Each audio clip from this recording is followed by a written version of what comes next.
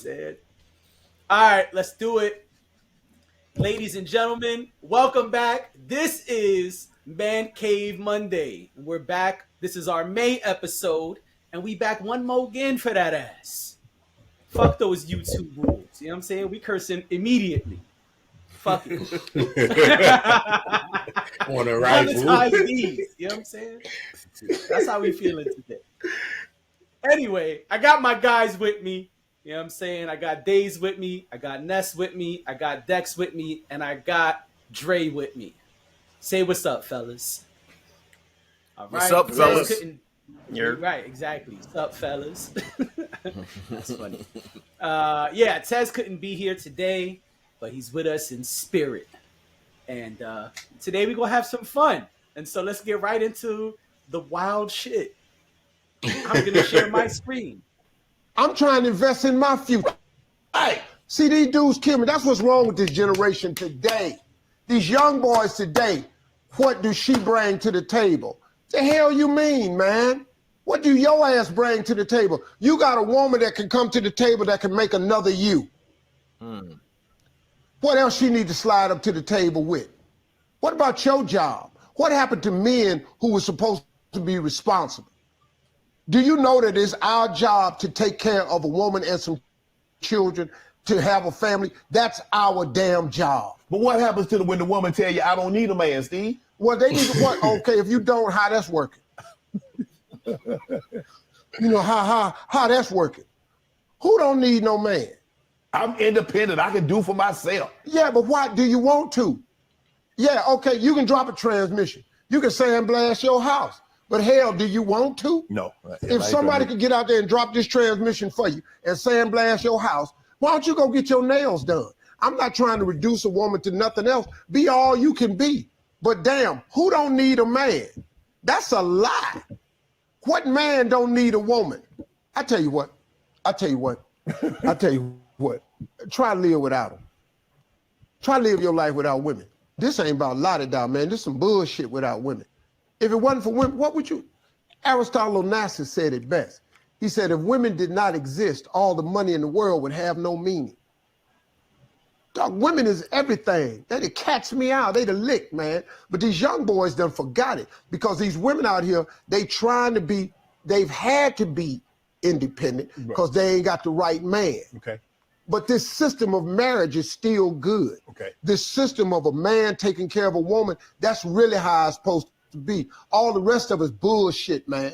And y'all need to quit tricking yourself with this new way of thinking. Because there's no way of thinking. This new way of thinking ain't getting y'all no damn where. I'm sorry.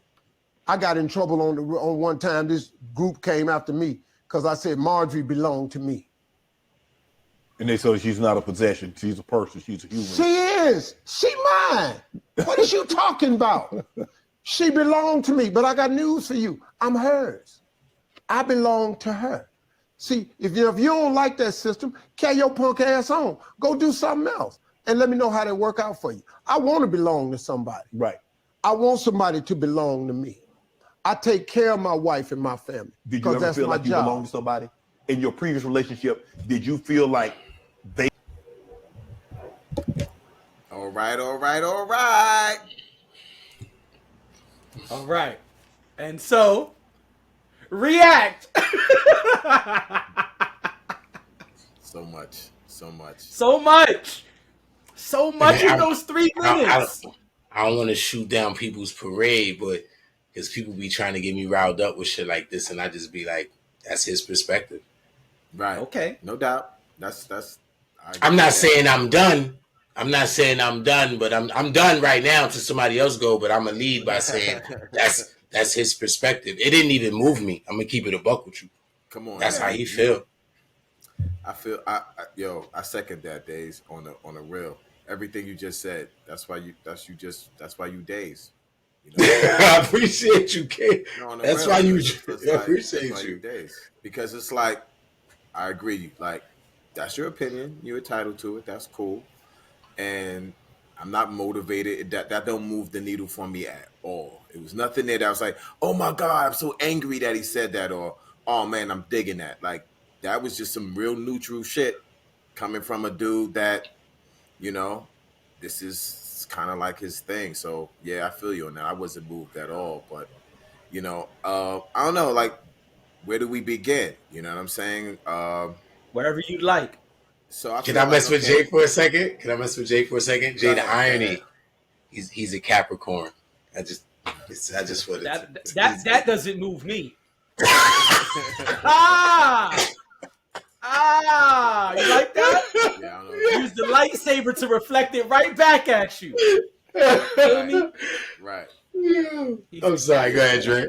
Nah, so I mean, I think we talked about this here on this platform in terms of gender roles, right? Because that's what he's kind of Right. really getting into. I was waiting for somebody to bring that up. That we've already discussed it. Discuss. I mean, Yeah. But go ahead. And so I think all of us on this platform have agreed that gender roles are kind of antiquated. You know what I'm saying? To feel that, you know, your PP parts dictate what you should or should not be doing. Correct. That's an antiquated sense. And so yeah, I get that he's, you know, a little bit on the old school side, but yeah, I totally don't agree that, you know, if you're a man, you're supposed to do this, and this is like your role, you know. So I really don't. I don't know if I have anything more to say to that. Like, yo, if you want more information, I feel like go back to Man Cave Monday when we discussed gender roles, and you're gonna hear a lot more of us to say about it. I don't really feel like we need to rehash that. The next thing is that when men say, well, what are women bringing to the table? And he feels like the fact that she brings her vagina and she could reproduce, that's enough. She doesn't need to bring anything more. That's what he said. That is like the lowest fucking thing you can possibly bring. You know what I'm saying? And and it's bad advice to tell a young man that, hey, bro, you don't have to worry about nothing that she's bringing. As long as she has a vagina, you're set. No. In fact, if that's all you're looking at, you're setting yourself up for some pure failure. You know what I'm saying? Like, you need, and I'm not even talking about monetary things yet, but I'm like, her personality, can she be trusted? There's so many things that you can't put a price on that a person can bring to the table, woman or man, that means so much more. And you need to do your due diligence if you're going to partner up with her. But to tell a dude, yo, you don't have to worry about nothing as long as she can reproduce, bro, you are, I mean, and this is a man who, hasn't he been divorced a couple of times? You know what The I'm woman saying? he's speaking Come about on, thank is you, his Dex. third wife. Yes. Thank you, Dex. So you've been divorced twice. So the fact that she had a vagina really wasn't enough, right? Like, you needed something more. The only reason I'm bringing that up is because, so basically, it was more than the fact that she had a vagina that, you know, caused you to say, all right, well, I'm not satisfied with this relationship for whatever reason. So just tell a young man, bro, you ain't got to worry about nothing else other fact that she can reproduce. I think that's a problem. And what if she can't reproduce? Is she now has no value whatsoever because she can't reproduce now? Or what if she just chooses not to have kids? That's a whole nother thing. Does that make her like invalid? You know, so I think these are still antiquated ideas. And yes, I agree, they don't really move the needle to me. And it just shows that Steve Harvey is kind of like, you're out of touch. You're still stuck in the 90s, 80s with that bullshit mentality. Like, as a society, we've kind of moved on from that and showed that women can have value more than just the fact that they can reproduce. They can work and bring a lot more to the table. And it would be a good idea for both people to ask, you know, what people certainly bring to the table, whether that's monetary things or, as I always say, you know, the things that money can't buy, you know, the things that are priceless. You know what I'm saying? For me to trust somebody, for me to be with someone who knows how to love, like, these are priceless fucking things. You can't put a fucking you know, a Absolutely. price tag on that. You know what I mean? If I could be around somebody that I could feel like I could trust fall at any time and they got me, can't put a price on that. You know what I'm saying? So Right. my perspective, I feel like that's antiquated. And yeah, like it's just another reason to ignore Steve Harvey. Wait. Okay, listen. Hold on. Let me buy it. Let me give him a little bit of grace. Hold on. Let me get some grace. Yeah, hold on. Don't say Let me give him a little bit of grace. He does. I got you. I'm going to too. Yeah, he does say if I cut it so we don't hear like 15 minutes.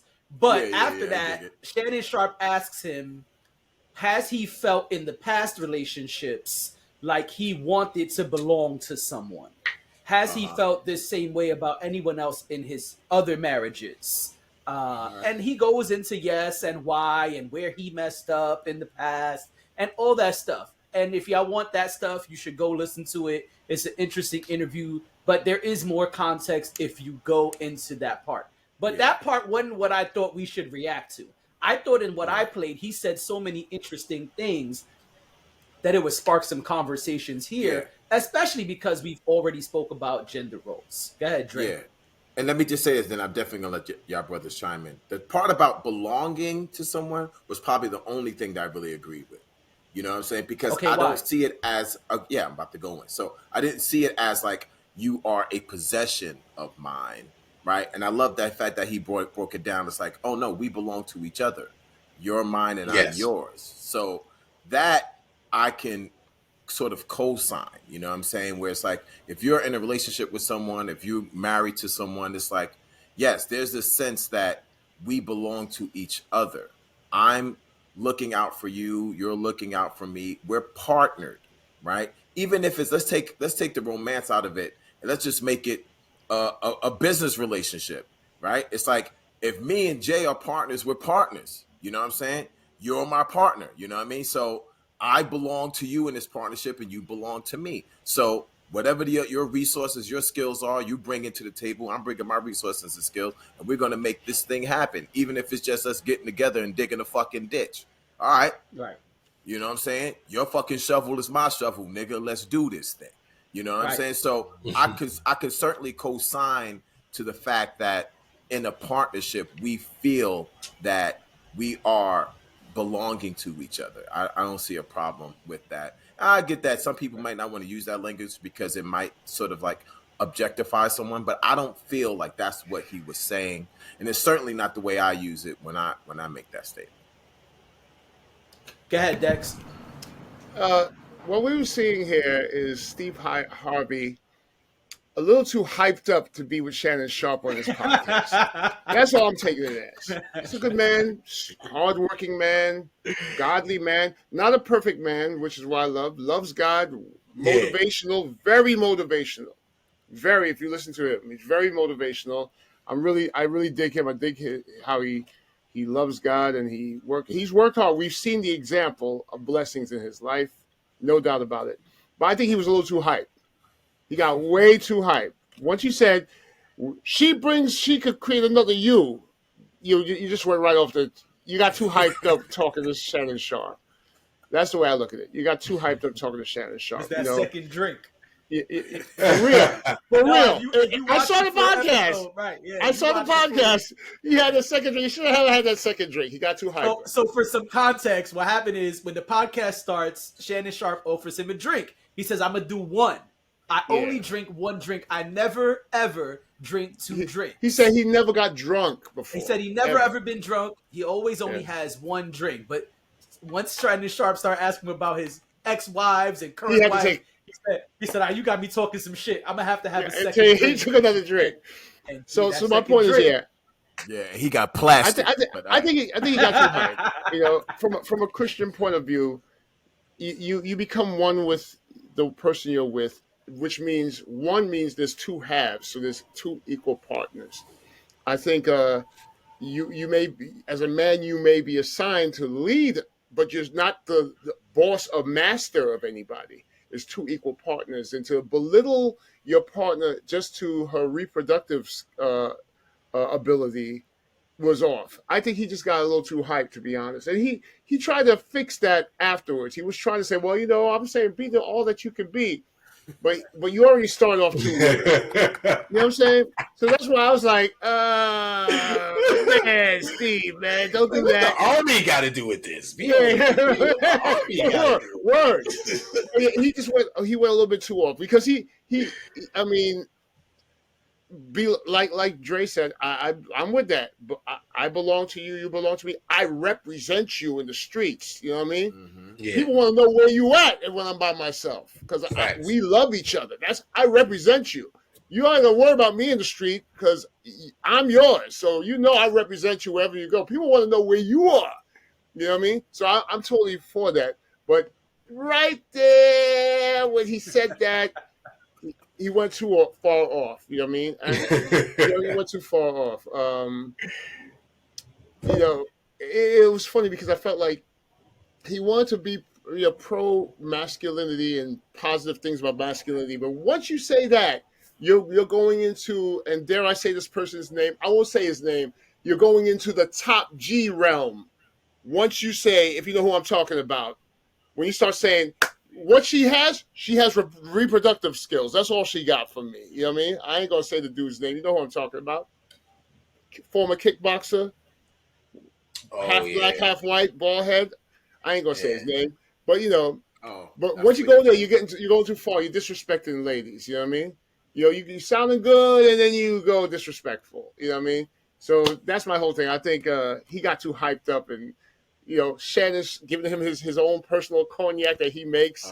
I think he went right off the edge, and that was my beef with that. So I'm giving him a little grace, but right there when you belittle your partner's what your partner could bring to a relationship. And he said it too. He said his I heard the podcast. So he said his wife changed him, made him a better person. You know what I mean? Made him all the success he's had. So she's had wisdom and all that stuff. So don't go back now and go, she brings that to the table. What do you mean? You know what I mean? He just threw himself off. So that's my thoughts on that. Okay. Ness? So, first off, I want to say, Dre, stop reading my mind. Because every time I had a thought, that was his topic real quick. That's what he was talking about. So I'm just going to start there. But, so, I mean, most of my thoughts have been said. I think in general, he's an old guy. He's detached from reality in a sense. And when I say that, it's because also he's a rich guy. He's a different person. His relationships are going to be different from everybody else, and his relationships are going to be different from everybody who's saying, what does she bring to the table? So I mean, the simplest thing is his opinion just doesn't matter. Because everything he's going to say is from his point of view. Correct. I've always felt like just his advice about relationships has always been detached. He does make some good points, but it's nothing that's like a generalization, and he makes it seem like it's something that can work for everybody when it can. And I give him props because that is in the regard of he does recognize where his faults laid in his previous relationships. And he has always spoken about that. And he's like, well, I messed up in XYZ. And this new person I'm with, she's made me better. Let me jump in real quick. I even say this too. He admits his mistakes, and he admits that he still believes in love and like relationships. I give him that too because he saw his parents. He did say that in this podcast. He saw his parents' successful relationship. So I give him that too. I'm sorry to cut you off. Go ahead. So yeah, so I've always felt like even though I don't agree with the way he approaches relationships or the way he approaches his advice, I do think like that's commendable that he recognizes his faults and he recognizes, hey, these are things that my partner helped me with. He's gonna have different relationships with people. And so if it's that he's talking to people like that can say, oh, well, I'm going to be the provider and my partner just has to be at home and take care of the family, even that's more than just giving you a child. Like that's still a lot more than that. And I guess like y'all were saying, that second drink was probably too much, because what he like in that clip, that just didn't make sense. Like it's definitely things that are like just don't fit, but it does. It's funny because it fits in with what his general advice is, which is what leans to, like, gender roles. Like, the man is responsible for this, men think about this, men have this in mind when they want a relationship, and women have this in mind when they want a relationship. And for some people it works, for some people it doesn't, because that's just not, everybody's not the same. Everybody's going to have a different approach to relationships. Everybody's going to have different things they want out of a relationship, and everybody's going to have different things they're going to bring to the relationship. Yeah, you can't really just set generalizations like that. You're not speaking to those people when you say things like that. It's like it's a weird reaction to have. It's a weird response to have, because it's like, well, you're wrong because this is how my relationship works, and it's like, no, like people can have those things that they want to look for, and they're the whole idea of what you bring to the table is just, well, you want this out of me, but what are you going to add to my value? What are you going to do to build up our family, our relationship? What are you going to do to help this along? It's you want something. Well, what are you going to give me? Like, it sounds super transactional, super basic, but like, that's kind of what relationships are. They are transactional in a sense. Yes. Because, let me throw one more thing in. Yeah, he was so hyped, right? He was so hyped. I saw this podcast before, but I knew you were going there today. I knew it, right? But he said in this podcast, the right woman is like an elevator. She could bring you an elevator. You can bring it up or bring you down. All right. So then that means your partner has to bring something to the table, right? Yeah. If you say, and he said, and vice versa, the same thing with men. He said it. So what are you talking about? This is what happens when you got too hyped. Right. You're Shannon Sharp. You're having a good time. When the Remy's in the system, ain't no telling. Ain't no telling. So will I say something that's stupid? That's what I am yelling. Right. Yeah. And that's the thing, too. A lot of people hold that view where it's like, well, the man has to bring X, Y, Z. And then whenever the question comes to, well, what is the woman bringing to the relationship? It's very much, oh, well, she looks good, or she's there, or whatever. Like, it's never anything beyond that. And then the conversation is completely crazy, because it's a very strict definition of relationship and marriage that he's talking about, because he's focused on things that are between a man and a woman, and relationships are so much more complex than that, varied than that. And it's like, then what do you do in those instances? You're like my biggest thing, like, I laughed kind of big at like 3 different points, and one of them was her purpose is to bring a little you in. Like, that's so insane to say, like, oh yes, that's the woman's job, is to make a baby, and that's it. Yeah. Like that's all she needs to do. And it's like, okay, so who's taking care of that baby if you're gonna be at work all day making money to provide for the family? Not her, the nanny, right? You're gonna get a nanny. That's the nanny's job, to take care of the baby, right?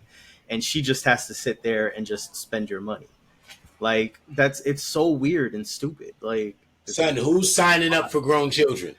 Not I. Who's signing up for grown children? Yeah. Who's signing up for grown ass children? Yo, you feel my son? Yeah. I'm just saying, I'm waiting for my son to get 21. Who's signing up for grown children?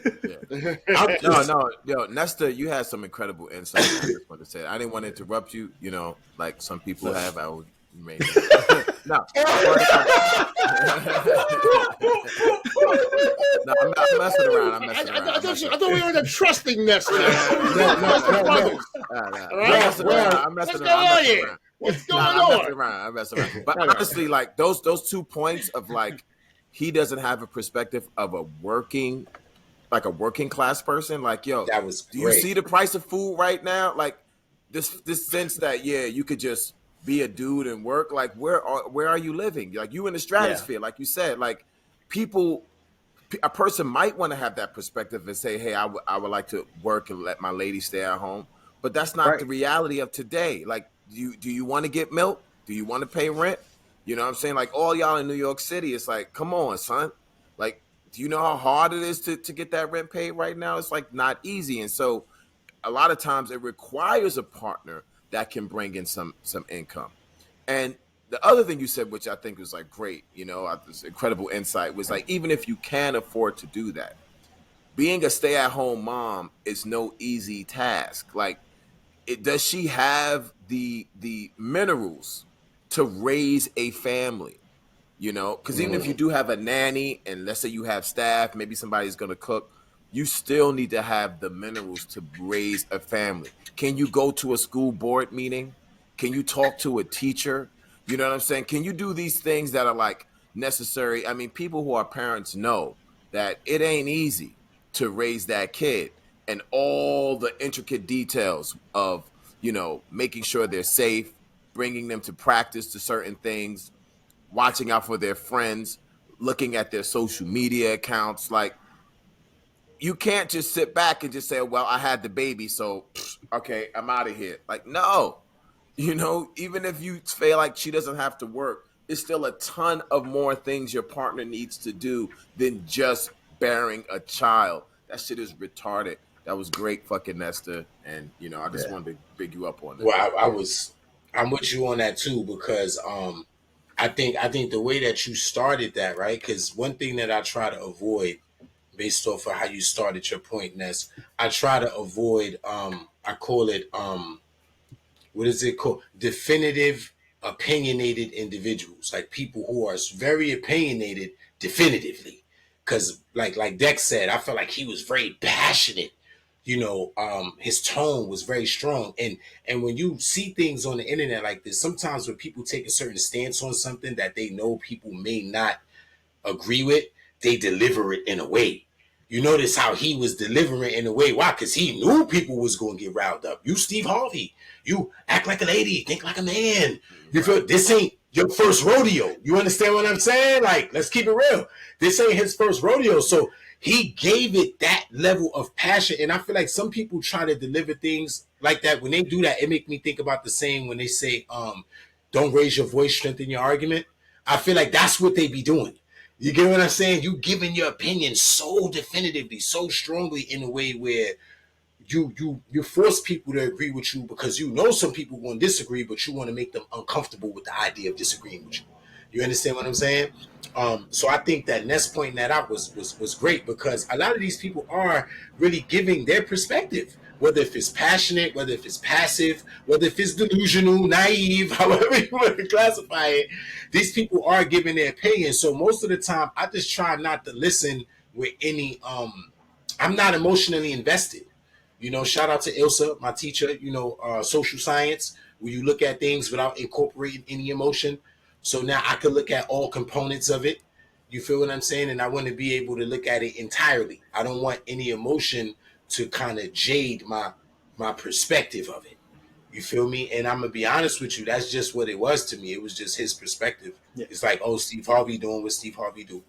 What's funny about what you're saying is because he is who he is, because he talks like he's a professional talker. Like that's what he does, right? I like that. So people like that, they're going to, no matter what it is they're saying, they're gonna sound like they're an expert on it, and that what they're saying 100% makes sense to just like any person passing by and just taking a quick listen. Oh yeah, no, that's crazy, because he said it with conviction. because Yeah. because he said it without like stuttering or thinking too hard or doing those things that make it sound like you're an expert in what you're talking about.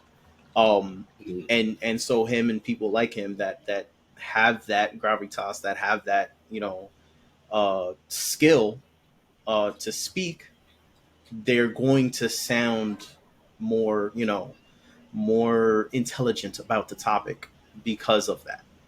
And that's And just going passionate to too. right, and passionate. I'm Yeah, sorry. all of those Passionate. things, all of those things add up, and they'll just make people think, well, you know what, this makes sense. This is the right idea right here. This is the man who has the plan. Like this is it. And And I'm going to it's say kind of again, crazy. he contradicted himself in this whole podcast. Right. He basically said, you know, you have to have the right partner, which means that partner has to offer something to you, you know, to help you. He said that. Right. So I'm chalking some of this up to he's talking too hype. Old A man second talking drink. too hype. Yeah. Yeah, second Yeah. drink, got too hype. I'm curious. You know, I'm curious to know what Jay would say. That's why I didn't really want to say much. You know, I'm curious to know what you think, Jay. Well, I'm gonna be honest with you. I didn't know that was the clip. When I saw the clip, I was curious to know what you would think when I saw it on my own. I was, you know, I was hoping that nobody saw it. Dex hit me already and was like, I saw the whole episode. I bet you I know what you're pulling up. And I was like, God damn it, man. Why he had to see it? I said, this was So, drop when you the talking to script Shannon? check. Yeah, he drop some immediately script texted me after I put it in the group I chat. said, Was like, what clip is this? When you talking to Shannon? I said, I see that already. I think I know what you're talking about. Yeah. yeah, he knew I was going with it. Dex know my style. Yeah. Well, I thought it would make interesting conversation, and this is why I love this pod, because it's 30 minutes in and I've said 3 words. And look at all the good stuff y'all have said. It's great to have the squad with me. I love my guys. My guys come in here, they chop shit up, they dissect, they analyze, and then they be like, all right, Jay, your turn. This is for you now. You know, here you go. I love it. I love my guys. You know, having my guys with me gets me excited. Y'all are going in. I'm just sitting here like, yeah. Yup. Ooh, that's He's like, he's taking class pictures and shit. You know what I'm saying? Right. You know what I'm saying? I just, word.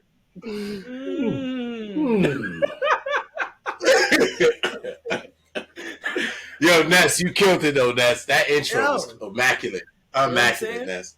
So, yes, I'm gonna pull a Dex here, and I'm adding on to what Nestor said before I say any of my thoughts. You know what I'm saying? I'm borrowing that, Dex. I'm borrowing it. You know what I'm saying? Just adding to your point, Nestor. In 1987, and most of y'all probably know what I'm about to say, but in 1987, is it right here in front of me or is it in the drawer? It's in the drawer. Eddie Murphy Raw 1987. He said, when you make a certain amount of money, you don't have to work. When you are a wife to a rich man, he said, the ends are meeting like a motherfucker.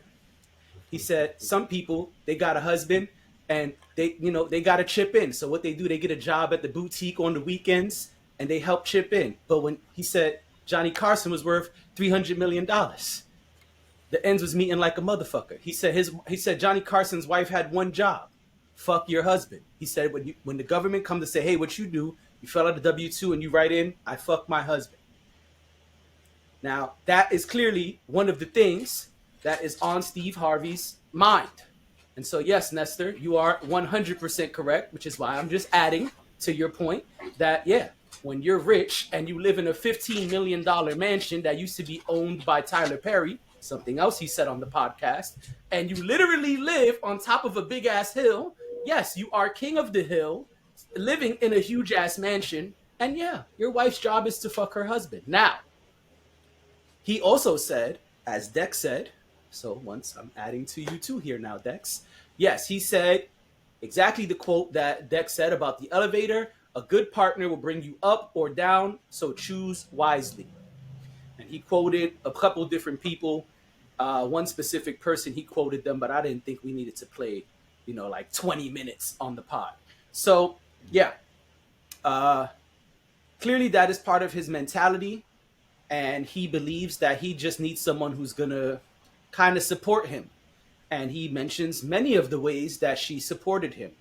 He gave her very good, very detailed credit to some of the things that other people and himself view as milestones in his career. He said, if you look, I was already famous, I was already on TV, I was already on the radio. After marrying her, that's when this happened, this happened, this happened, this happened, this happened. I credit it to her.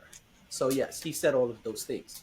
Now, what do I think about all this wild shit he said? Well, I think, like we all said, yeah, women are a lot more than being able to give you an offspring. And Dre, I think, had a great point of, what if she can't have kids? What if she doesn't want to have kids? That's a great point. And I think it's sad that that's the first thing that flew out of his mouth. We're going to say it's drink number 2, or maybe like Dex said, maybe he was just a little too excited. Who knows? But yes, that was bad. The thing about belonging to someone is cool. I never viewed it that way. I look at it more like a partnership, which Dre said, right? Where it's like, okay, I do these things, you do these things. I have these capabilities, you have those capabilities. We're coming together to form a union, and we are going to do things together. So if you have a business, well, then that's our business, right? If that's what's going on, you got a private practice. All right, I'm trying to get you clients. I'm trying to reduce costs. I'm working with you. If we over here doing body butters, okay, so you helping me make the body butters. You printing out the label. You setting up the table at the pop-up. You giving out samples. I don't know, something. It's our situation. We have come together.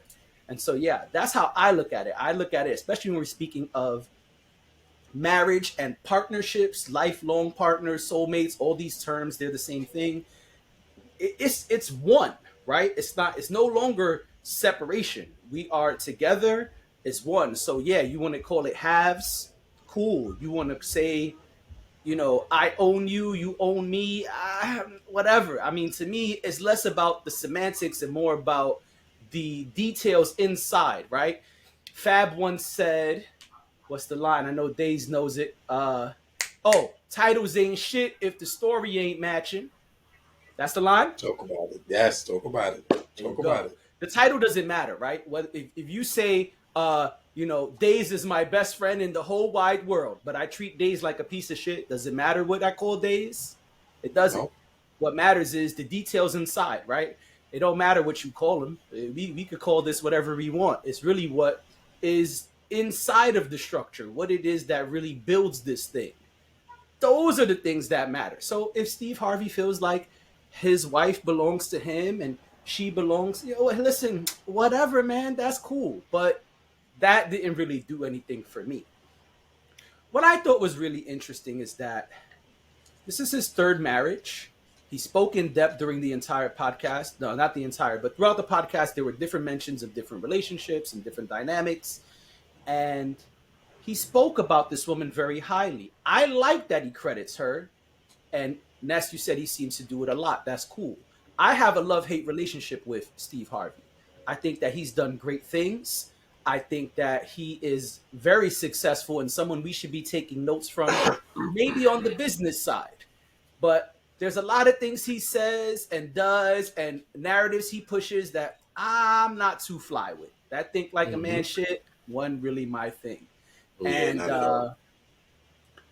the conversation of what is brought to the table is very important. And I think that, yeah, he's out of touch with the working man. He's out of touch with people like us. Now, if somebody who's making the average income in 2023 gets with somebody like Steve Harvey, their life changes. In fact, they don't even need to be making the amount that Steve Harvey makes. They could be making a fraction of it. If somebody here is with someone who's making $150,000 a year, $200,000 a year, that's not even anywhere near what Steve Harvey's making a year. But if somebody here is with someone in that income range, all of those conversations change. It's a total different ballgame because now she's asking you that question. She's saying, well, I already got a fly ass crib. I already got a house and 2 cars. I got everything I need. What you gonna do to improve my life? What you gonna do? If you're marrying certain people or you're with certain people, those are the conversations. Or they'll straight up tell you. I mean, I don't know about y'all, but I've experienced things where women come to me and say, well, I already got these 5 things. So I don't need any of that shit from you. Maybe I can help you with those things. Now, what I do need is I'm looking for this, I'm looking for this, and I'm looking for this. Can you help me with those 3 things? Because if you can help me with those 3 things, we could rock out. But this most of the 5, time, I don't got it. Yeah, and most of the time, those things are the intangibles that I was talking about. It's not another car, another house. It's those things that those people have. That's what I'm saying is usually those intangibles. I think it's another discussion too. You know, if you're of a certain caliber, you should be dating on a certain caliber. So you don't even have to be talking about what you offer. You know that this person's skills, so to speak. You know what I mean? I mean, if you're going to turn to somebody and say what you bring to the table, then you should already know what that person has for you. I think. You know what I mean? The other thing is too. Look, if somebody say I own that person, we got a problem. That's bad words. You know what I'm saying? Belong, okay, you can say belong. I belong to a union. You know what I mean? And she belongs to a union. And we could flip that and say we belong to each other. You know what I mean? We represent that union when we're out in the street. But own is that we're going another place. I don't like that own part. You know, you know what I'm saying? Just throw that out there. What I want to say in this situation, right? Because a lot of this stuff is just opinion based. It's subjective. A millionaire can mess with a homeless person. A homeless person can mess with a thousandaire, etc. It ain't no rules to this. Like most of this stuff is transactional, and people are forgetting it's somewhat of a barter system because that person may not make the same money equivalent to you, but they might have such attributes and qualities that supersede any dollar amount, any dollar value. Because at the end of the day, if a person want to deal with you, they're going to deal with you regardless of what the circumstances is. You know what I mean? Whether if you work at McDonald's, whether if you because the thing is this, like I said once again, and I want to take those labels out of it. Let's take the McDonald's situation out of it. Let's just stick to what the person could contribute. You know what I mean? And let's use an example. Let's use an example of somebody being able to contribute in a way that's not a dollar amount. Let's say you in the barbershop. You feel what I'm saying? And dude is there, he ain't bringing in no clients, but the barbershop is clean. Let's talk about it. The bathroom is clean. Ain't no hair on the floor. The flyers is being given out. People coming inside because they know it's there. He's playing his part in another way. You understand what I'm saying? That's still complementary to the situation. And I think that's how relationships are. Like, you know, if I'm going to be with somebody, you know, I want to be with somebody that's going to compliment me and I compliment them. Because I did that. I've been in a relationship for years where I never asked a woman to pay for nothing. I paid for everything, every rent, every bill, every grocery, everything. You feel what I'm saying? So, you know, it's his opinion. Yeah, I hear that. But my point was to say, if you have the gumption to tell somebody, well, I got this, that, blah, blah, blah, what you going to do to me? Well, then maybe you should deal with somebody on your caliber. I'll say it a little bit more firmer. If that's how you feel, go deal with somebody on your caliber if that's what you feel.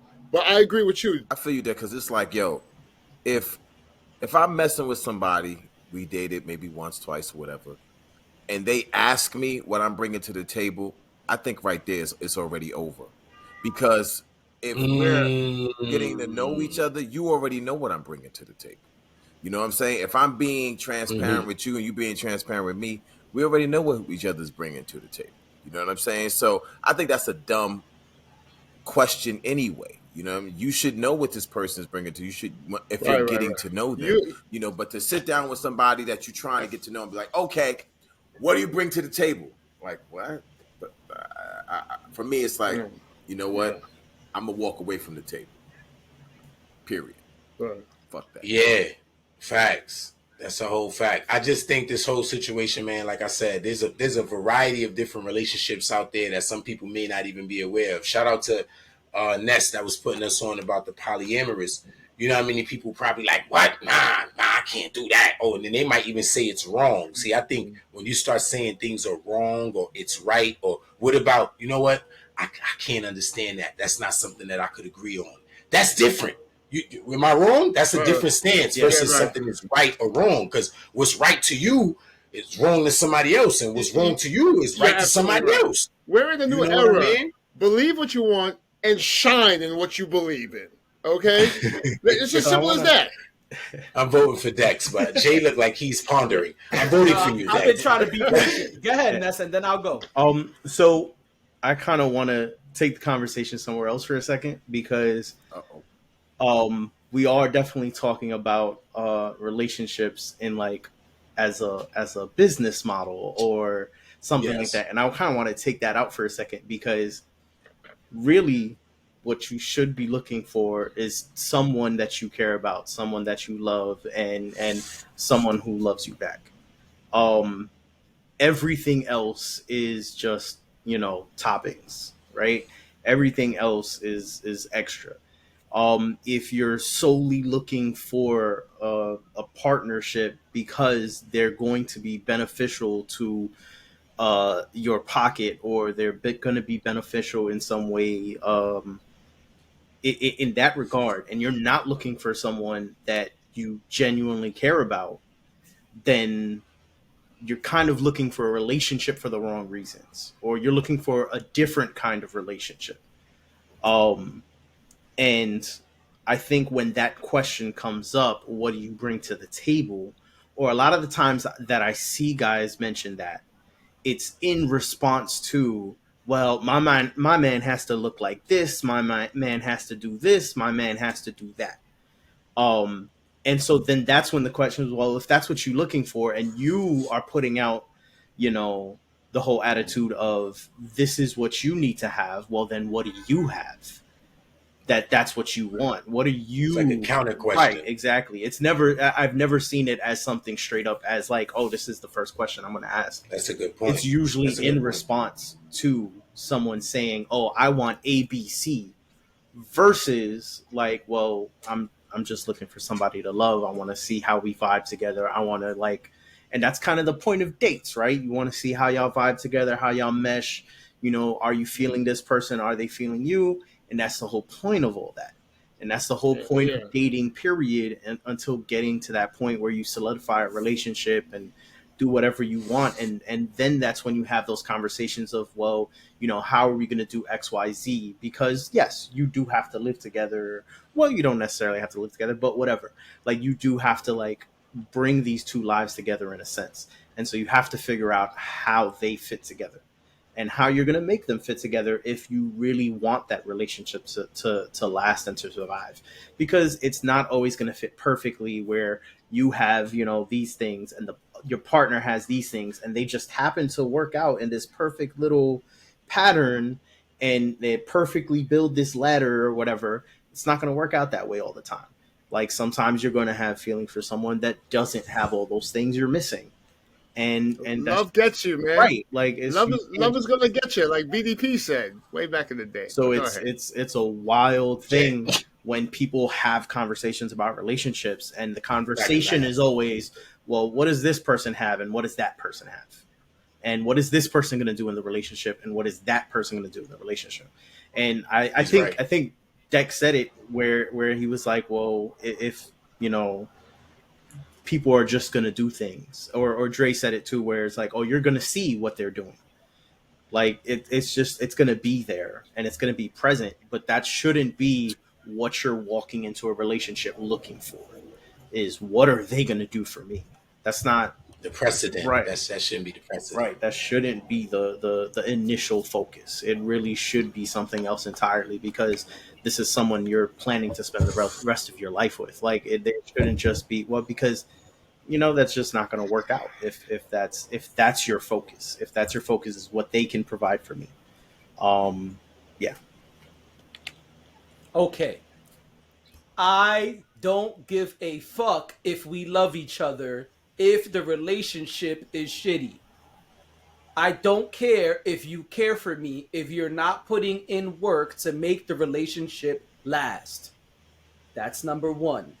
Number two, I don't think there's anything wrong with having a discussion about what we need from each other. In fact, I think that's an important conversation because, for example, if I know, hey, I have a lot of issues with organizing, I really would benefit from someone who's good at organizing. Maybe I just need an assistant, right?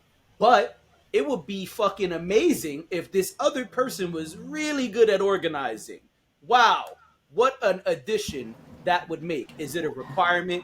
No. Exactly. But I don't think That's the part I'm wrong. saying, right? Those things are just butter. They're extra. They're not something that you're looking for in your partner. If your partner has it, awesome. And if your partner has those things that, fill in those gaps, fantastic. But if that's your focus, that's my thing. If your focus is those things, then you're not looking for a relationship. You're looking for a business partner, and that's completely different. And that's a whole separate situation. Because I don't agree with having those conversations are cool. Having those conversations having those conversations are cool. I agree with you. I agree with you that having those conversations are important. But and yes, if you love the person and the relationship is just not working out, if people aren't putting in the work into the relationship, yeah, sure. Right? Love by itself isn't enough if the people aren't putting in the work. But I think what you're saying my thing is it's just if your focus is looking for those gaps to be filled, like if that's your focus for a relationship, it could have the same pitfalls as if your only focus is that you love each other and you don't realize that nobody's putting in the work to maintain the relationship. Like we're talking that balance you still need either way. We're talking really black and white here, too much. We know this is really a great thing. Love and these conversations happen almost in a blur. They don't just happen like, you know what, I'm falling in love with you, but let me know what you put on the table first. Because, I got these demands. Right. It don't happen that way. Yeah. It happens like you're going on dates and having a good time and laughing, and you hear somebody's ethics and values as you're going along. You're like, I like that. I'm encouraged by her in those things. And then sometimes you go, I don't know, man. I don't know how far this can go because she's kind of like we're talking really like we're really compartmentalizing love and what we need from a relationship. It really is more of a blend. That's why I just want to throw that in there, Nesta, because add that to what you're doing. No, you're Jay, will you finish? Right. Go ahead, Dre. Yeah. Go ahead, Dre. Nah. I'm just agreeing with Dex. Like that's absolutely. Okay. No, it's fine. Listen, y'all don't want me to talk this pod. It's okay. Yeah, I'm waiting, son. I've been anticipating, son. It's Pancake Monday. I'm lawyering for my guy, son. I'm like, Jay, are you done? Are you done, Jay? Jay? What I think this leads to a great topic that we will have a full discussion on next pod because it's been almost an hour and we should move on. All right, so our next topic is another one that comes from the internet. I like to be on the internet and take things and bring it to the pod. And so there is a movement online. I don't know if it got a name, but there's a lot of people saying, both men and women, that black men need therapy. And they say it very passionately when they say it. It's not usually a suggestion like, well, black men would benefit from therapy. No, it's usually like, y'all motherfuckers need therapy because And so I thought it would be interesting to have a discussion with my black brothers here about what do you think about this movement? This movement is very specific about black men being traumatized, about black men being emancipated. No, not emancipated. The other word. Emasculated. Emasculated. Thank you. Emancipated. Black men are emancipated. They do need to be. We talked about saying shit with conviction. That's why I did it. No, they talk about Black men being traumatized, black men being, say it again, Emasculated. emasculated. Emasculated. Listen, because I'd have fucked around and said the other shit again. You know what I'm saying? I got no problem tagging in my partner. Tag you in. Yo. You know what I'm saying? Yo. And so basically they're saying that for black men to live in this society, they are dealing with way too much and they require therapy. There's a big push online. It's on TikTok, it's on YouTube, it's on Instagram, where people are pushing very sternly black men must get therapy immediately because they are broken, traumatized, belittled, everything. So I think I'll start this time because y'all motherfuckers didn't let me talk last time. So I'll spark this one. I think there's a problem with people who go to therapy. I'm going to straight up say it. I'm not going to pull my punches. I think therapy first is a beautiful thing. And I've said that on this podcast before. I've said that to all of you before in different conversations. I think therapy is great as a tool for those who are lacking a certain skill set or are dealing with things that are just bigger than them. Everyone has gone through something that said, man, you know, I don't even know how to get out from under this rock. This situation, whatever it is bigger than me, is more than I can handle. I need outside help. And sometimes, yeah, calling one of the guys is not enough. Totally understandable. And I think it's a great tool that we have in the society, and it is more and more affordable since COVID. The price on many therapy sessions has been brought down. That's also a beautiful thing. But here's what I think is the problem. It's almost like when you try a new drink and you like it, you be telling all your homies, yo, son, but this old fashioned is crazy. You ever had an old fashioned though, son? Son, you gotta have an old fashioned, son. You must. But you know what? You know what? Let me buy you an old fashioned because this shit is so good. You have to have one. And now you just going everywhere talking to niggas you don't even know, like, son, but you gotta have an old fashioned though. You know why you gotta have an old fashioned? Because it's whiskey, but it's better though. Do you like fruit? You ever had your fruit muddled? It's like, son, what's going on right now? And I think that's what happens to a lot of the people who have therapy. Therapy works for them. They enjoy therapy. They feel like they've gained a new tool and you should have it and you should have it. Everybody should have it, Oprah style. And it becomes a conversation where it's like, oh, well, for me to be cool with anybody, they got to go to therapy. For me to have a best friend, they got to go to therapy. If you trying to be my man, you better have gone to therapy. Yo, son, why don't you take 5 steps back, take 2 deep breaths, and maybe have an old fashioned? Nah, I'm just kidding. So that's what I think. I think the problem is people go to therapy, they enjoy therapy, they feel that therapy has become a useful tool for them, and then they become the therapy promoter to the point where they're blue in the face and you're tired of hearing them. And really, it almost makes you feel like, man, I kind of wish this motherfucker never went to therapy because goddamn, they won't shut up about this therapy shit. And so I think that's what's happening. Now, before I shut up, I just want to say, I do think there are some valid points. It is hard being a black man in society today. We've discussed on here many reasons why and how we cope and all of these different things. And if you're new here, go back to our old episodes, check it out. We've discussed these things. And so, yeah, it's hard to be a black man in society today. Some say it's harder now than it ever was. I'm not going to have that conversation, but I'm just telling you what some people say. And so, yeah, I do think there are some valid points, but I think the word need is where the problem comes, right? And so when you're saying that all black men need therapy, that's when it's like, but what if nothing's wrong with him though? But what if he's fine? What if he has the internal tools to deal with whatever he's dealing with? Why is it he has to go to therapy? I don't like that shit. And maybe that's because I'm a bit of a rebel and I don't like words like need, better, have to, must. Maybe that's what it is too. I'll be honest, I don't like shit like that. I truly do not. And so that's my thought. I'll let y'all go now. I'm a big proponent for therapy for sure. Okay. 100%. Always have been. And have you gone to therapy? Of course. Okay. Like listen, I wouldn't. I gotta do it for the people. You know what I'm saying? I can't not ask you that while you about to say, hey, I'm a big proponent of therapy. Right. Because I'm you not know the going first to thing tell niggas somebody to gonna try ask, something I the haven't first tried. comment niggas is gonna put up, but have he gone to therapy though? So I'm a big proponent of therapy. I think it's very helpful when you're trying to work through things.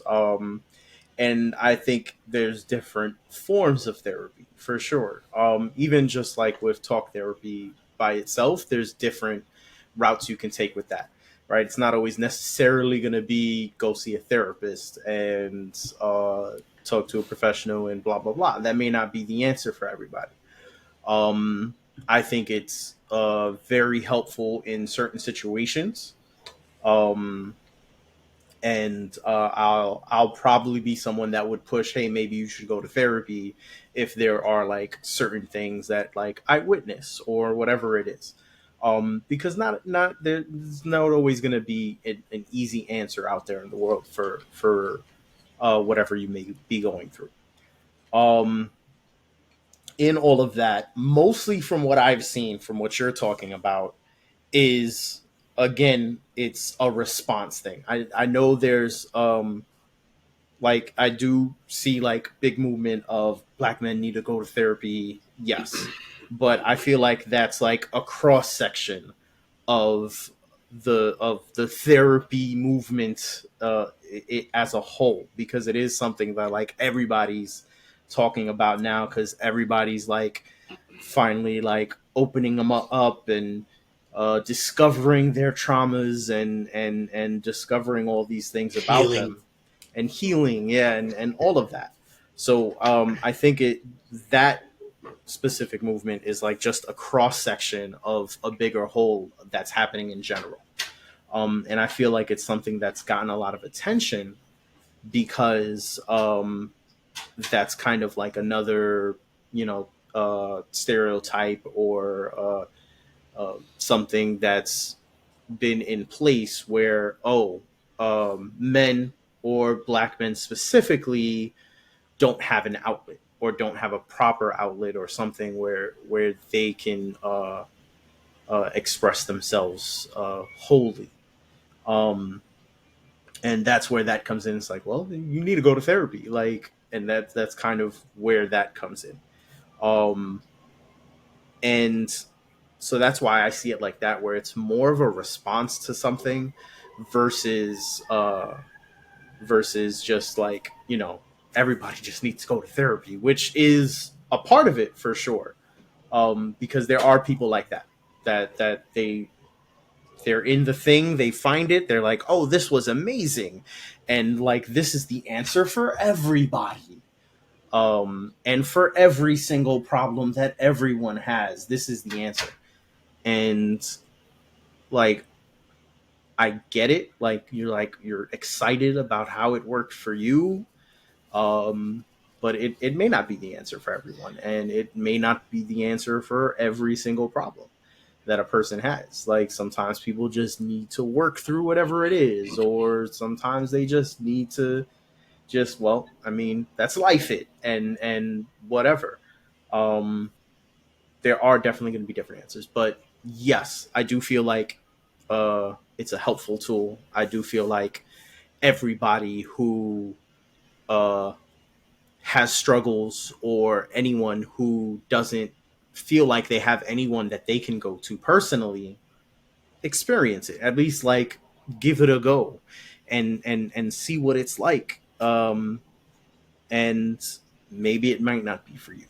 Um, but yeah, and some people, depending on the problem, need it for sure. There is a need for some people to go through it. And it may be a tough experience, a tough journey, because you're not always going to get a hit on the first try. Maybe that person you're talking to is not the kind of conversation you need. Maybe you need someone who relates to you in a different way and can actually, communicate with you, or with more experience dealing with what your specific problems are. I mean, it's a tough road, and not everybody, you know, does the work uh, for, oh well, this one person, they just didn't work out and that's it, so they're not going to be able to help me. Therapy is not going to help me, period. And that's kind of like the polar opposite side of everybody needs therapy as well. I just don't need it because this one person didn't work out, and no one will ever be able to solve my problem, so I'm just going to live with them for the rest of my life. And it's like, I mean, if that's your choice and you want to live with your problems the rest of your life and your life's not getting better, then that's on you. That's really something that you're going to live with. And I mean, that's yeah. So you mean an old fashioned isn't the answer? No. Right. Therapy is a helpful tool. It's a helpful tool. I mean, for everybody. I get why it is such a big movement in the black and probably the black and Latino communities, because we don't, we're from cultures that this wasn't something we promoted. You know what I mean? Being able to talk to somebody who we have no connection to, vent and share things, and have that person dig in your brain from your childhood and see how you're affected by things that you've carried to adulthood. We don't do that. You know what I mean? So I could see why they're trying to make a movement like Black Men Need Therapy thing. But I think it's a helpful tool. Who started the movement? What I they have look no like? idea. There's only one person I know What they who look like? bring it up. Black. The only one person I know is Charlemagne the God. That's the first person I heard talk about therapy nonstop all the time. That's the only person I know. And I get it, but I mean, if you can't push it on everybody, but Need.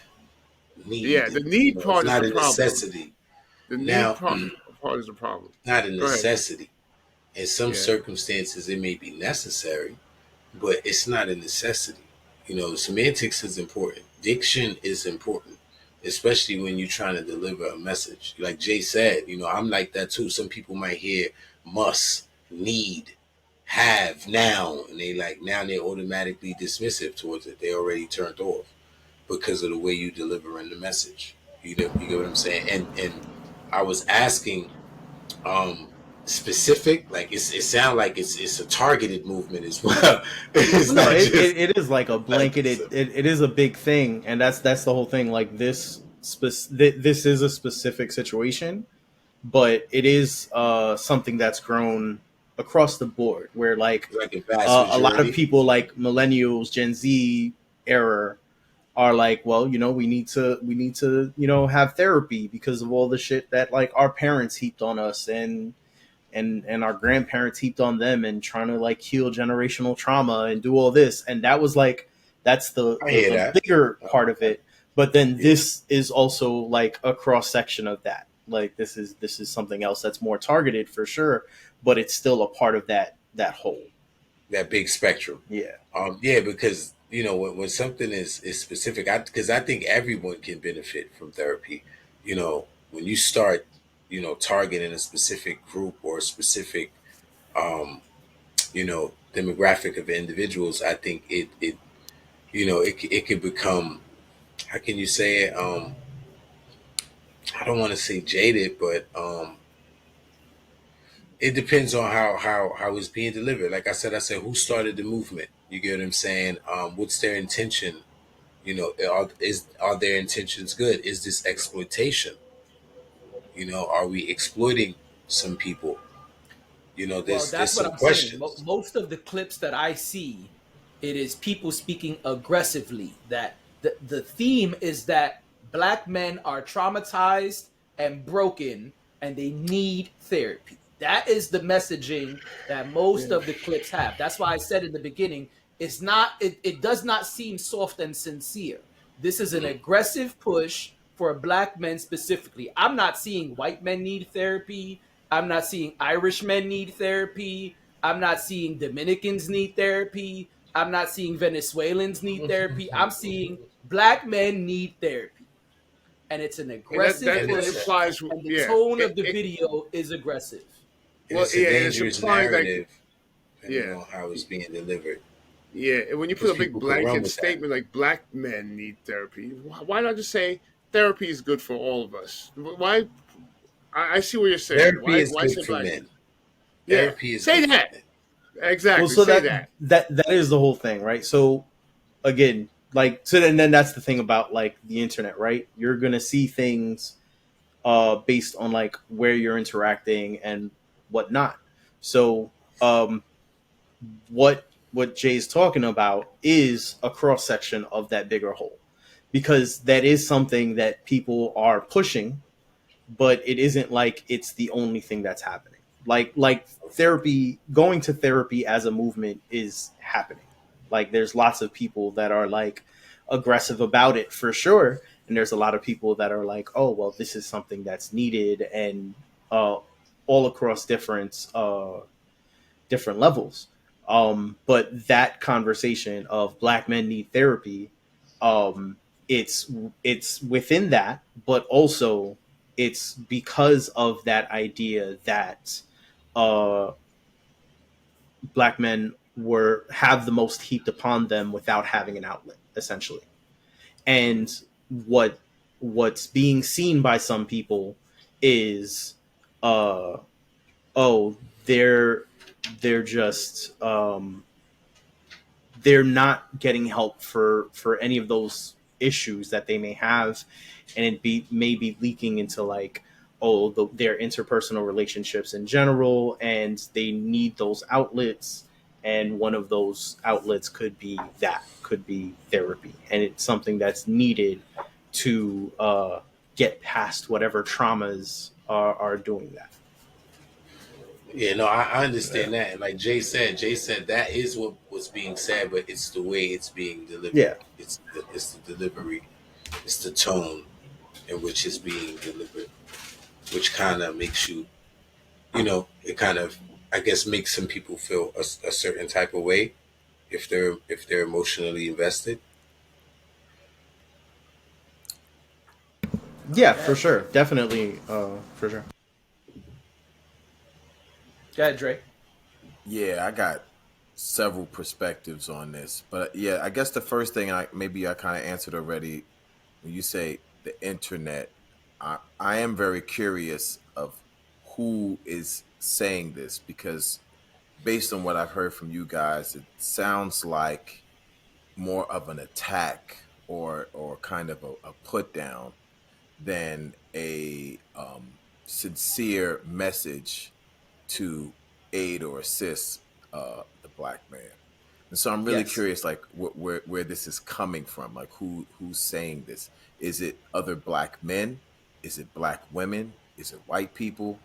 I'm not sure. Absolutely. So I would It's a need more wide information. range, and even in that range the professions of people are different. I've seen white therapists, black therapists, Mm. uh, professors who are black men. Like, it's a wide range of people who are doing it. One of the With clips the that same went delivery. viral, I'm sorry, with the same delivery. yes, with the same delivery, one of the Okay. clips Yeah. that went viral and really brought this to a new level was a black woman who is a therapist, who specifically, most of her clients were black men. She was fired after her video went TikTok on viral. This was months and months and months ago, and it became a huge conversation. But she's not the only one. Yeah. Um, but she's who went viral for it. But again, I've seen different races, different professions, different genders. But again, my thing is, and the reason I brought it here is because it's not soft and sincere how Nestor is saying. If it was that, I wouldn't even probably bring it here. But it is an aggressive tone, an aggressive push, and the overall theme, the overarching theme is that we are broken, we are traumatized, and we cannot properly operate in society, and we need to go to therapy to fix that. Okay. So I wanna address a few things. So the first Yeah. thing is it's interesting to me that they're targeting black men. When we take a look at our modern society right now, which group of people are out actually attacking innocent people? Which group of people are waking up, taking their AR-15s and spraying a school and spraying a mall and spraying a movie theater? As all the shit that black people are going through, black men specifically, I don't see many of us getting up and saying, you know what? There's a concert going on. I think I'm gonna spray that up with my AR-15. No. From what I can tell, it seems like there's a lot of white men who are going through some things and might need a lot more of that therapy than we do. Because yes, we are going through a lot, but we're not taking it out on society. Um, we've been dealing with it in many different ways, and sometimes it is having that extra drink or whatever. But we've developed some coping mechanisms that we have not taken the fucked up things that have happened to us and now went back on society. So if we're going to really look at our society and say, well, what group of people right now are damaging innocent folks, shooting up churches and grocery stores? It seems to me, if we're going to be honest, it's really white men that are doing that. And they might need a bit more of that therapy than us.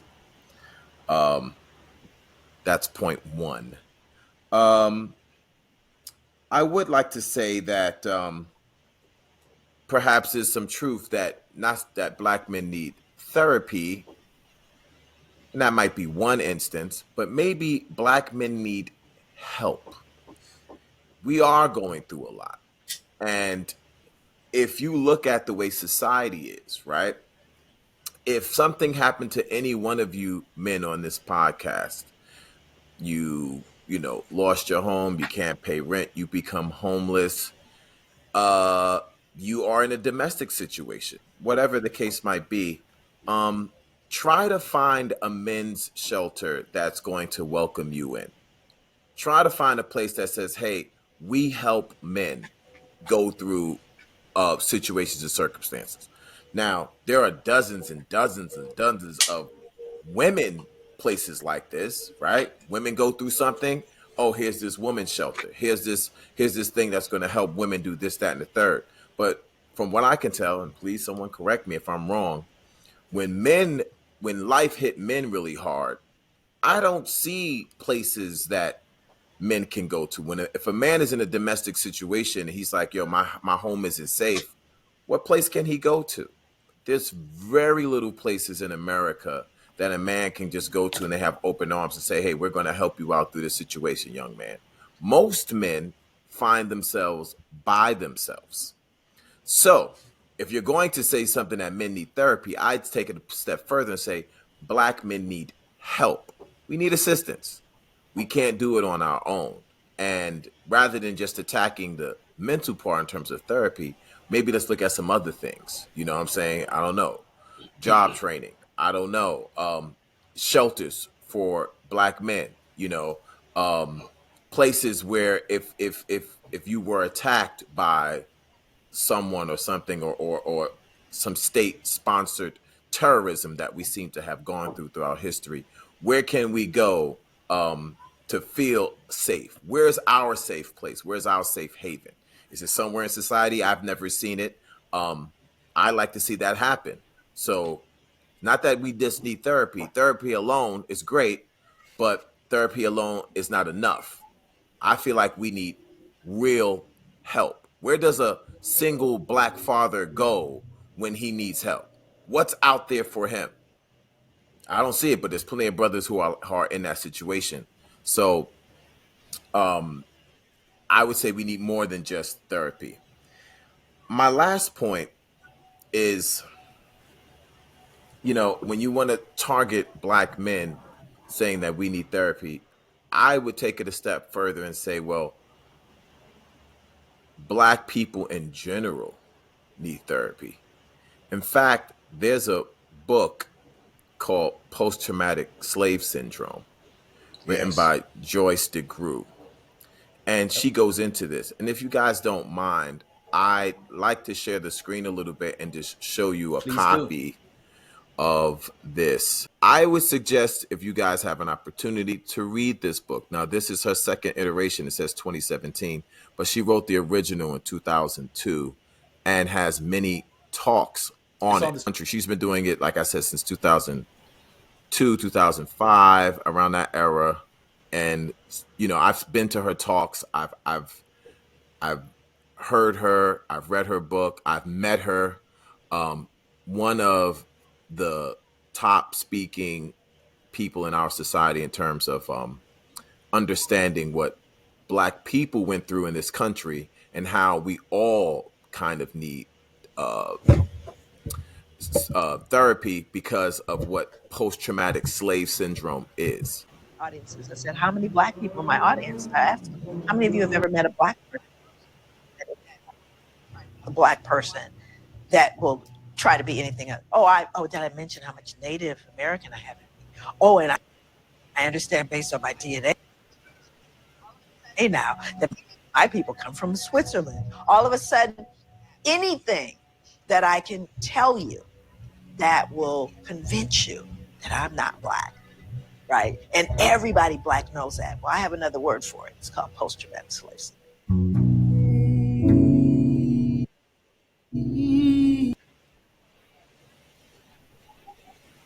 Sounds like it's multi-generational trauma, intergenerational trauma, as it relates to people of African descent.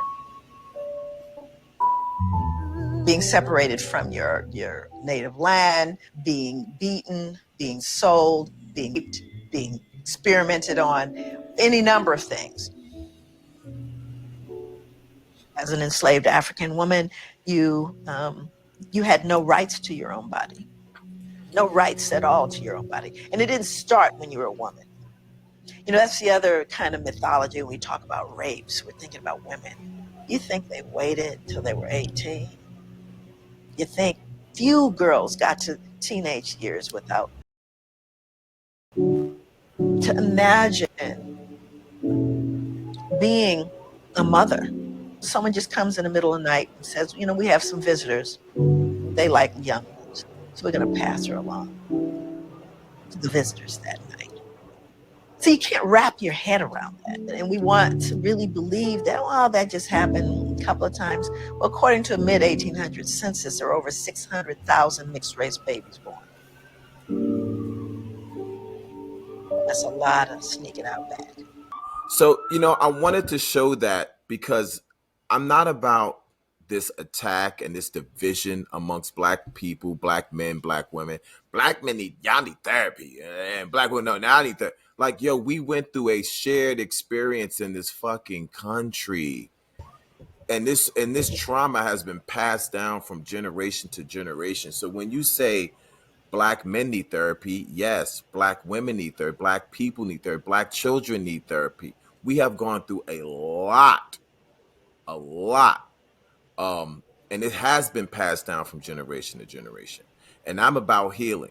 I'm not about separating and squabbling and fighting and no, your traumas are worse than my traumas. No, your traumas are like, what the heck? What are we talking about? We have been through some horrible things in this country, and if people are about healing, if this is a serious conversation that says, you know what, we have been through some real pain by being people of color in this country, I'm all about the healing. I'm all about, you know, people like Dr. Joyce DeGruy, who's like, yo, this is the reality of the situation.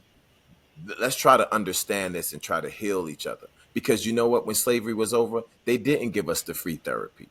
They didn't say, okay, now you're emancipated and we know we did all these horrible things to you. So, you know what? Come in on Wednesdays and we're going to try to work this out. No, we went through more and more oppression and we're still going through it. So I'm not interested in this division that people try to have. And that's why I asked, well, who's saying this? Because if it's about, well, Black men, you're so worse off that you need this, and Black women, you're doing a little bit better, I'm sorry, no. We've been through a lot as a people of color, and we should recognize that and try to heal as much as we can. And if the therapist can help, great. But I will say this in terms of therapy, and I think Nessa was kind of hitting onto it. Like, every therapist ain't necessarily down. So we do have to do our research and do our background checks and make sure this is somebody that understands this experience. Because it sounds like to me, and I'm going to finish up with this, it sounds like to me victim blaming. It sounds like you're blaming the person that has gone through all this trauma and saying, well, you need this. Not let me help you because this country has been so horrible to you and perhaps you need help. But no, your your life is so fucked up, so you need this thing. And that's the wrong spirit. You know what I'm saying? Black men need help. I think men in this country in general need help. And black people in general, because we went through this shared traumatic experiences for hundreds and hundreds of years and has been passed down from generation to generation, we all need to help each other. Sometimes the therapist is not necessarily a trained therapist. Sometimes that therapist is your best friend. Sometimes that therapist is your boy, calling him up and letting him vent. You know, if you want to ask me, well, Dre, have you been to a therapist? My mentor was a therapist. So this was somebody that I was always kicking it with until he passed away.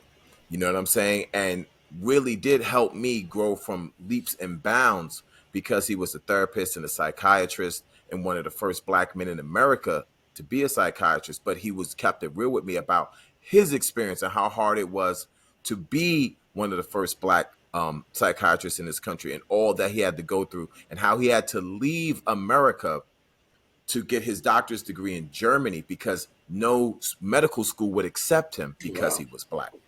You see what I'm saying? So these are traumatic experiences that people go through, and we need to kind of understand that it's not about poking fingers. It's about healing and helping each other. All right.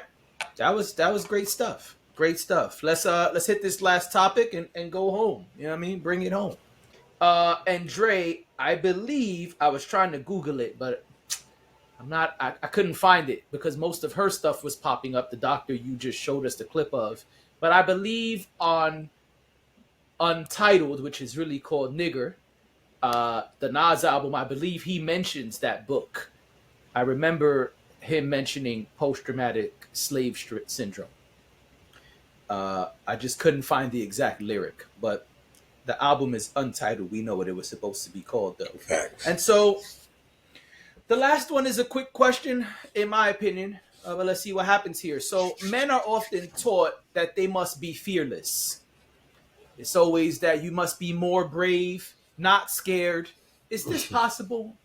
Is it possible to be completely fearless, scared of nothing? What do you guys think? He who fears nothing loves nothing. He who fears nothing loves nothing.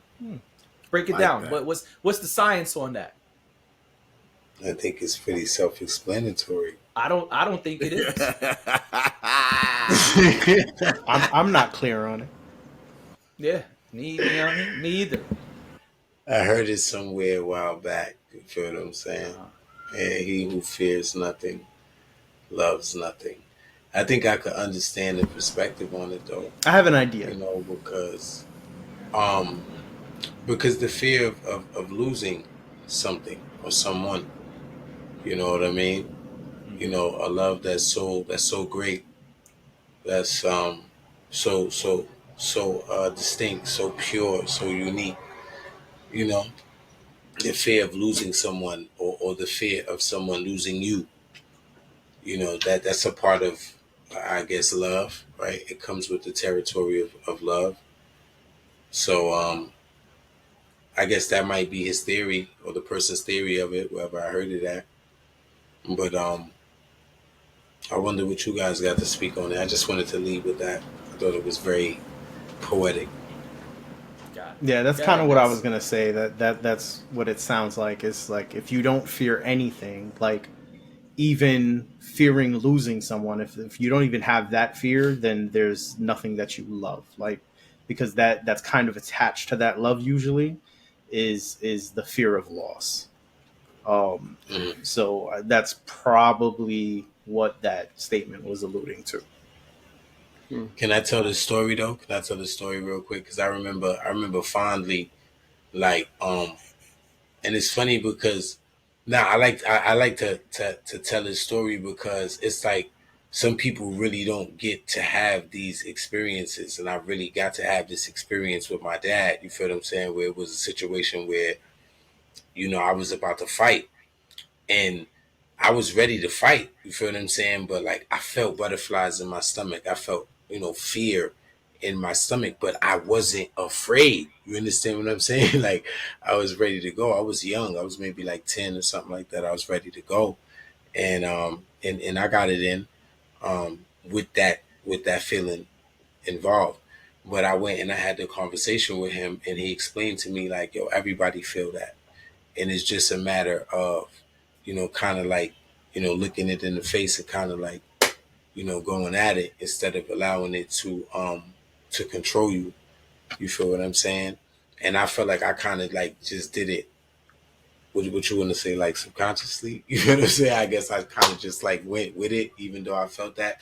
But I always think about that conversation because I think it kind of humbled me in a sense. So when I think about being fearless, I kind of think about being one with it, like kind of like being able to use it to your advantage in a sense, you know, not being controlled by it in the sense to where you afraid at that moment to engage, but you being fueled by it. You know, I want to say like in a smart way. I'm trying to find the best way to say it, but yeah, you being fueled by it, and you being able to think during that particular moment. You're able to have great discernment during that particular moment. So, Go Jay, ahead, if you Ness. can just like repeat the question, just so we, because The question is, men are often told that they must be fearless. Men are often taught they must be fearless. Is that possible to be fearless, to fear nothing? no, Okay. um, No. you can appear fearless, uh, but to be totally absent of fear, yeah, that's definitely not something that's possible. There will always there's always going to be something uh, that you fear in general, whether it's, even if we go as simple as like phobias or past experiences that are like that have left you cautious of certain situations, like you still are essentially not, you may not be exhibiting that fear, but you, that fear still lives with you in some small aspect, even if it's something that's not completely apparent. Okay. Okay. Go ahead, Dex. I saw you trying to chime in. Um, yeah.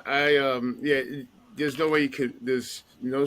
I don't believe anyone could be just have total fearlessness. I think they like to define courage as doing something even while you're still afraid.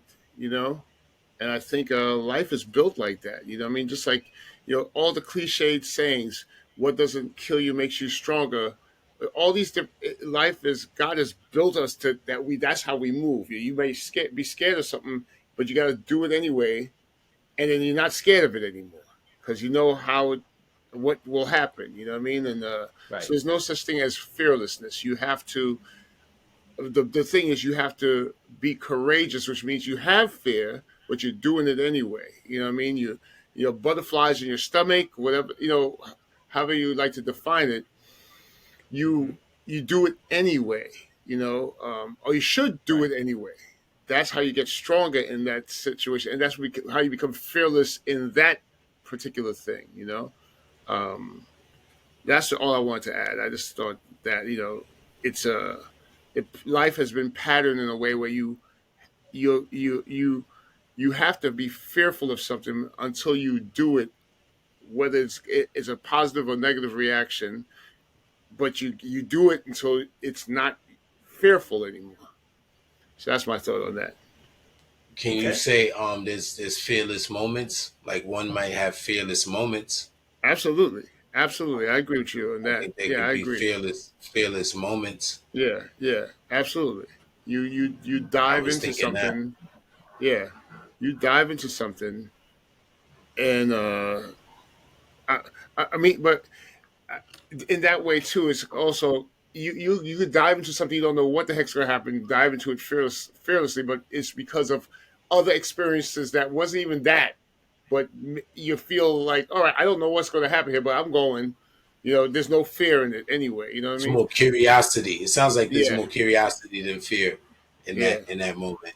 Hmm. And that's what I'm saying. I think curiosity at some point sometimes could eliminate fear because you could be overtaken by your curiosity and you could not even be fixated on Mm, fear because mm, you're so curious.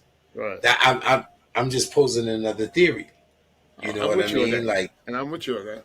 and that's based, and I'm going based off for the theory that you or for the point that you just gave. It just made me Mm, think about that. Like, one could be so overtaken by their curiosity that it could eliminate fear, and that's why I said they could be fearless moments.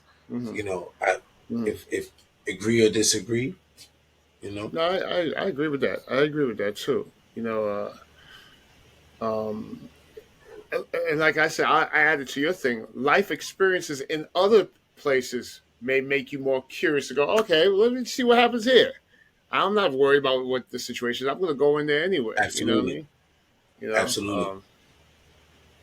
So All right. yeah. Dre, Go ahead, Dre. Bravery is not the absence of fear. It's being afraid and doing it anyway.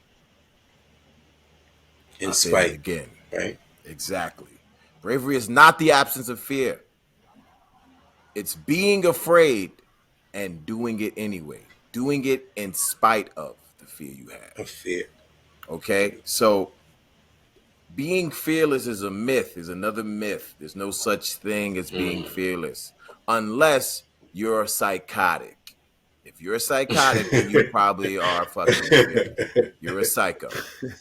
If you are just a normal person, fear is something you deal with all the time. No matter how confident you are, there is still some fear there. Me personally, I experience fear almost on a daily basis. Sometimes it's the fear of what the fuck I can do. Mm. I am afraid of what I can do. And so I walk with that fear, right? I make sure to be careful. Having fear gives you caution. Says, hold on, wait a second. Shit might not work the fuck out. You know, something Mm. wrong could happen. So there's no such thing as being fearless or defining bravery as, oh yeah, without fear. No, bravery is fear, but you're doing it in spite of the fear. If you're walking into, you know, if your child is in a burning building, that doesn't mean you don't have fear. It's like, yo, I got to do this. I got to go. I got to get my kid. You know, I know that building's on fire, but I'm going to take the risk. You're not fearless. You're like, yo, there's plenty of fear, but as you're kind of saying, Days, is that something else overtakes that. Doesn't eliminate it, but Right. it is more powerful, and that's the love for your child. Let's say in this Mm-hmm. example that I'm giving, but there's no Correct. such thing as fearless. You know, nah, you just can't live your life like that. You know what I'm saying? Like, there could be some harm some way. Either you cause it or somebody caused you some harm, or you know, the situation. Let's look at something as simple like lifting weights, right? It's like, okay, you know, you go in and you say, okay, I could do 200 pounds, and maybe you think you're ready for 250. Well, if you're a smart person, there's some fear there. If you don't have like person spotting you or helping you out, you know, there should be some fear because that might drop on your chest and fuck you up and you can't lift it off. So having some fear says, well, wait a minute, let me put some brakes here, something here to help me out just in case I can't do this shit. A psychotic person, a person that's not too bright, oh, I don't care about any of that. I'm gonna yell and scream, and therefore I'm gonna do it. And now you broke yourself because you didn't walk with some kind of caution, some kind of fear that the worst could possibly happen. Right. This is why we get like insurance and things like that, because there is some sense of fear that we all walk with. You learn how to manage it, right? I walk into a dark place. That doesn't mean I'm not scared, but I'm like, okay, I have some training here, and it's going to help guide me through this situation. But there is still the fear. So there is no such thing as being fearless if you are a person that is smart. Honestly, if you're a smart person, you should have some fear. And I used to think the same thing, days like when I was a kid. I heard that all the time. Yeah, don't be afraid of him. Yeah, just fight. Blah blah blah blah blah blah blah. It only until I came like more proficient in fighting and started studying fighting and started listening to some of the great fighters, and they were just like, oh, of course, yeah, you should, yes, you should absolutely have fear, and then use it. Use that fear, that energy that you have to like get you through. I was always taught that, oh no, like the most bravest guys ain't scared of nothing. Yeah, that was bullshit. You know what I'm saying? But yo, Dre, I was mad at myself. I was conflicted because for real, like I was upset because I was like, I was ready to fight. Why did I feel fear if I was ready to fight? So I was actually conflicted. That's why I went to have that conversation with my dad, and that's why I feel like it was so important to me, because I was upset at myself. Yeah. To even hear you say that, I'm like, wow, that's interesting, because I was conflicted at the time. I was like 10. Yeah. I had to study. To get it. I had to study. Like I wasn't getting that from like people. I had to like really like study a particular thing and get really good, and then had different senseis and stuff like that, and listen to some of the best people, and they're just like boxers, whatever, and they're just like Muhammad Ali. Everybody's just like, yeah, you embrace it. Listen to Tyson. You know what I'm saying? It's like, oh no, I'm gonna eat it. I'm gonna just bring it on. You kind of invite it, but you never get rid of it. That's kind of what I wanted to just kind of like bring out, that this is it's a fallacy, to be fearless, and I don't think it's too bright. And I feel you. You know what I mean? It's like I had to learn the hard way. You know what I mean? I had to learn, like, because it's just so many BS myths that men are taught, and that was one of them. That you could just walk this earth fearless, not afraid of anything. Unless you're a psycho. So that's pretty much what I had to say. I can't remember where it's from because I watch way too many movies, but I remember it comes from a movie, and they said the bravest are always the first to die. I can't remember what movie it is. That's the quote. You had to follow up after all of that beautiful, harmonious. Listen, so now let me get to my point. And so, being fearless is a myth. Dre's right. I think it's sad that we do this to little boys as a society. They're growing up, and it's not, how dare you be scared? You can't be scared. Put your hand closer to the fire. No, cross even if a car is... It's like all this crazy, ridiculous shit that's like, son, what are you doing? No, yes, fear is normal. Yes, fear is normal. What's not normal is telling people that they should have no fear. But we do this in our society. We tell boys as they grow up, no, you got to be braver than that. Oh, so a gun came out, but why did you run? Nigga, why did I run? I was trying to live to see today. You know what I mean? Like, what do you mean? You supposed to just stand there and take the bullets like Superman? No, it's like crazy, ridiculous examples that are such hyperbole. They're so far from the truth and reality. And so that's why I brought it here, because we see it all the time. And, working in youth development as I did for so many years, that's something I heard kids telling other kids. Well, why were you scared? You're not supposed to be scared. Men are not scared. What? I'm scared right now. I'm scared y'all are in this classroom with me saying that. Because who knows what the fuck y'all are capable of if you think you're not supposed to have any fear at all. I'm scared of both of you right now. Do y'all know that? Hey, yeah, little Timmy, little Jimmy, did y'all know y'all conversation is scaring me? It is. I'm petrified right now that I'm in the classroom with two of you that believe this crazy shit. No, yes, I'm scared. Son. So Jay, I'm you're gonna scared. love this. That's What's a line up? for Magneto from the X-Men cartoon. I was going to say that. There it is. I was going to You know what say I'm that. saying? I was ready to say Hold on, that. I let was me- going to say that. Listen, let me just, you know what I'm saying? Magnus. I was going to say that. Magnus. You know what I'm saying? The bravest are always the first to die, baby. Damn. Look at that. You know what I'm saying? From my youth, them. You know what I'm saying? You know what I'm saying? Damn. Magnus, baby. That's why I see. I knew it. I knew it was something I held close. You know what I'm saying? Anyway, yeah. Listen, you guys already all said it. Being fearless is impossible, and I brought it up because I think it's really sad that we are trying to instill this in our youth. I mostly hear it said to little boys from adults. It's not just men telling them, but I constantly hear, nah, you're not supposed to be scared of that. I remember me. I was in situations hanging out with my uncle. He's like, yeah, we're going to go up to the roof and hang out. Oh, okay, cool. Come on, all the kids from the neighborhood, we're going to the roof to hang out. All right, y'all want to hop to that roof? Wait, what? Why would we hop to that roof? Would you scared? Yes, nigga. Yes, I'm scared. I don't see a net down there. You see a net? When I go to the circus, they do crazy shit way up there. But there's a net. You see a net? Oh, you acting like a little bitch, huh? You scared? Yes, nigga, I'm scared. Y'all not scared? I'm scared. I'm not scared to say I'm scared. Fuck that. Hop to the next roof. Do I look like James Bond, nigga? I'm 7. Right. And you know, No, think I'm scared. about in your mind. I'm not 007. I'm 7. I was waiting. I was saying, who's going to say that? I was waiting to see who's going to throw the double over. Sorry.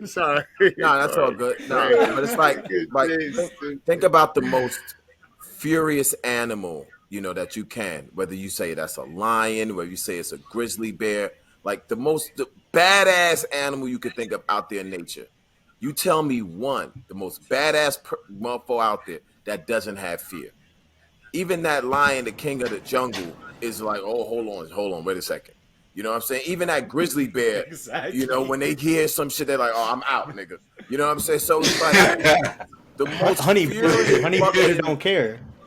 You know what I'm saying? Even a honey badger, which is like furious Wolverine type motherfucker with just eye attack and all things. But Dre, I like your point about like more so proceeding with caution, because I feel like that's pretty much what it is more so. Yeah. You know, because you know when you proceeding with caution, it's you just raising your level of awareness. Right. You feel what I'm saying?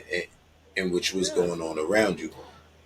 Listen, fear is fine. That's the whole point I'm trying to make here. Fear keeps you in check.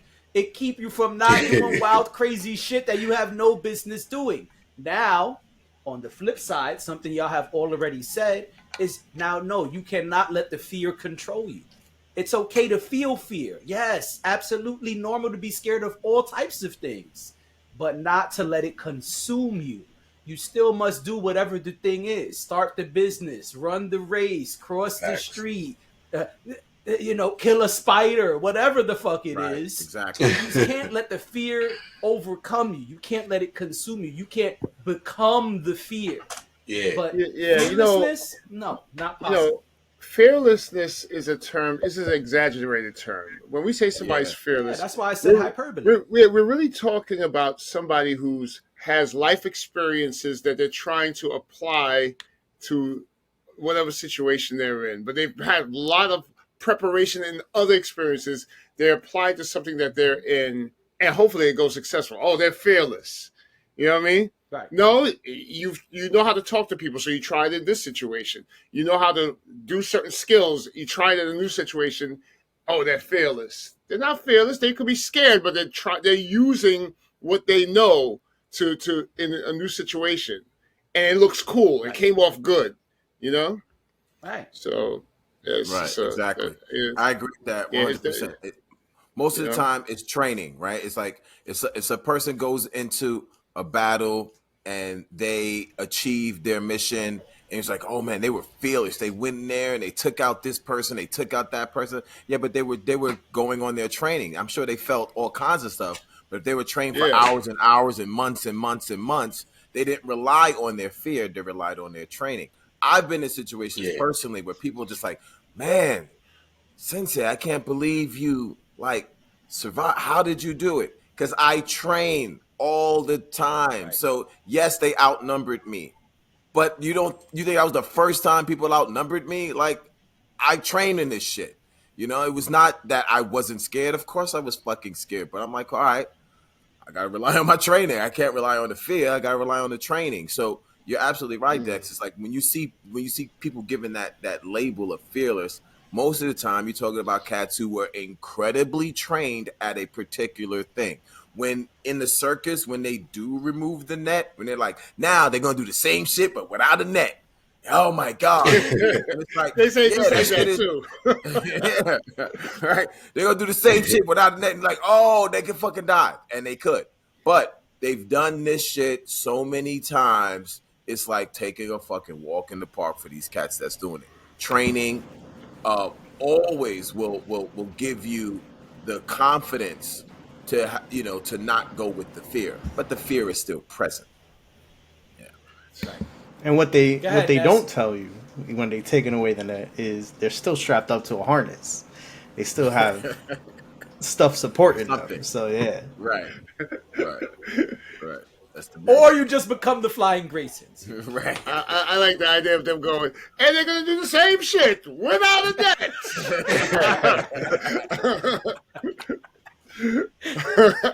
That's it. Yeah. That's it. And on that note, I think we're done here. Yes? Yes. All right. Awesome.